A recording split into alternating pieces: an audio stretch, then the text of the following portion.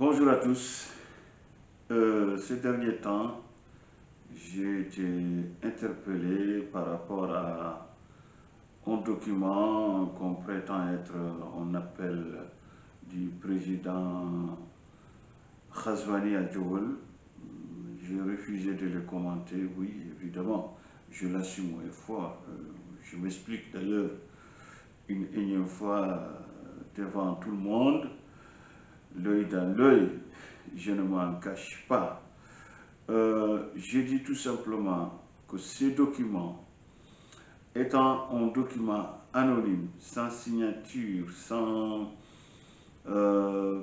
source, sans rien du tout, ces documents est sans valeur juridique, sans valeur politique, sans valeur morale, sans aucune valeur. Un document anonyme qu'on prétend que le président de la République a signé. J'aimerais bien qu'on me montre la signature du président de la République sur ce document avec son épouse Adjoul. En ce moment, le document devient intéressant, à la fois à commenter, mais aussi, pourquoi pas, à travailler là-dessus. On a entendu, on peut lire en réalité ce que le président lui-même avait dit à Ouadal.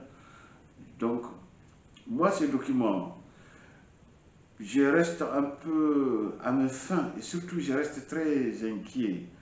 Ce document qui semble être une très grande fierté pour certains, pour moi c'est un désastre. C'est comme si on montrait, en grosso modo, le président est en train de courir derrière des appels pour protéger certains. Parce que je ne vois pas pour l'utilité même qu'un président de la République signe un tel appel. Du moment qu'il y a des lois, aujourd'hui, même critiquer la personnalité ou les statuts du président de la République peut nous conduire en prison. Vous imaginez bien que tenir des propos racistes ou avoir une attitude raciste devrait aussi conduire des gens en prison. Tenir une idéologie suprémaciste devrait amener des gens en prison. Considérer une catégorie de Mauritaniens comme de la paria, comme des esclaves, comme tout ce que vous voulez, c'est réprimé par la loi, l'esclavage et ses séquelles. Moi, je ne sais pas pourquoi on demande au président de la République de signer un tel document. C'est pour dans quel but? Pourquoi veulent-ils couvrir ces gens-là, ces racistes qui sont connus par tous, ces suprémacistes, ces gens qui tiennent à des coutumes qui sont antidémocratiques et qui sont anti-l'unité nationale, tout ce que vous voulez? Pourquoi le président et son gouvernement n'agissent pas contre ces gens-là? D'autant plus que c'est des gens qui sont connus. Et alors, pourquoi on cherche à les protéger plutôt? À aller paraffer des appels par-ci, des appels par-là, pour essayer pour moi, je suis désolé, mais justement, c'est pour essayer de couvrir ces ignominies. C'est la seule réponse qu'on peut donner à ces documents. Pourquoi le président ne court pas derrière l'application des lois? Il est quand même le chef suprême de la magistrature. Il est quand même le chef suprême de nos forces armées et de nos forces sécuritaires et de tout ce qui bouge dans ce pays.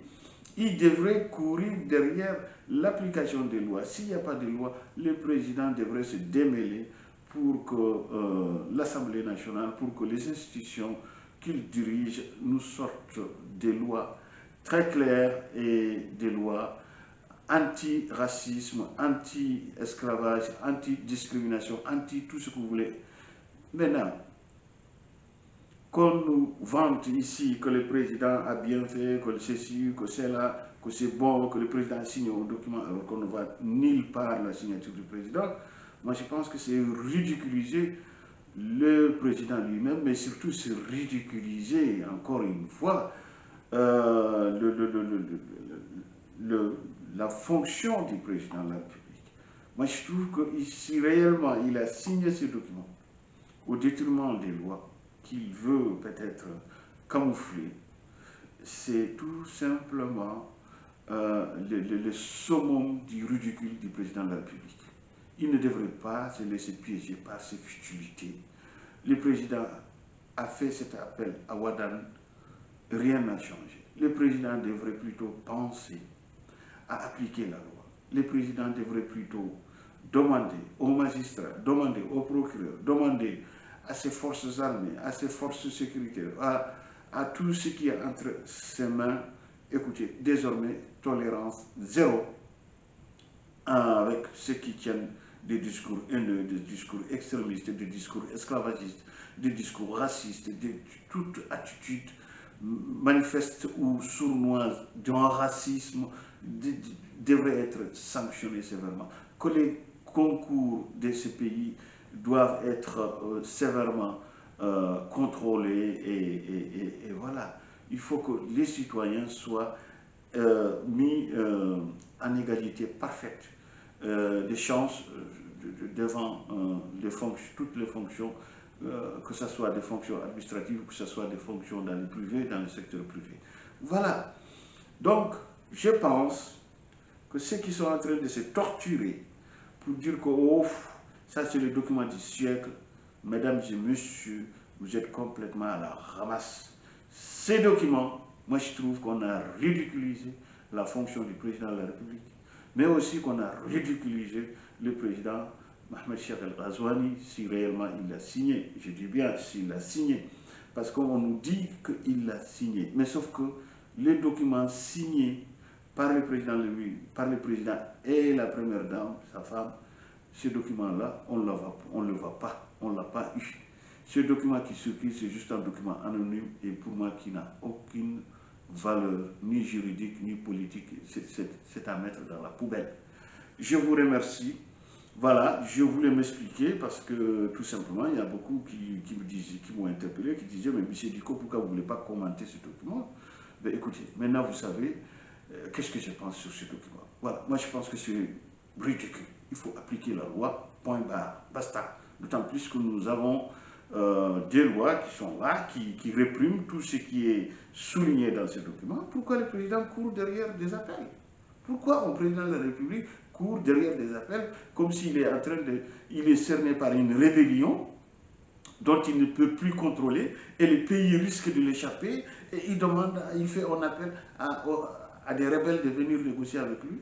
Mais sauf que là, ce n'est pas une rébellion, mais ce sont les esclavagistes, les féodaux, ce sont les racistes. Vous voyez, pourquoi le président ne les sanctionne pas? Il faut que le président les sanctionne, point, basta. Je vous remercie.